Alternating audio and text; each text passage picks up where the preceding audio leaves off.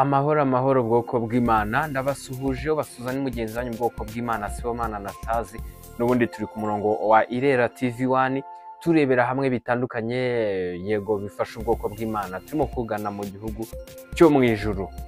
Uyu munsi turareba ku kiganiro kigaragaza nyirizina igikorwa nyamukuru ugomba kwitaho mbere y'ibindi bikorwa byose.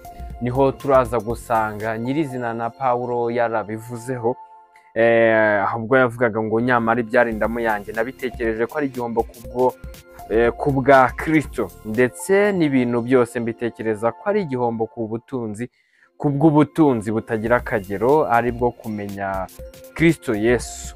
Rero bwoko bw'Imana niho kino kiganiro ku buryo burambuye twagisanga ku murongo wa YouTube turebye kuri Irera TV1 niho turasanga n'ubundi igikorwa nyamukuru ugomba kubahiriza cyangwa ugomba kwitaho mbere y'ibindi bikorwa byose. Ndabashimiye, amahoro y'Imana n'abane nawe.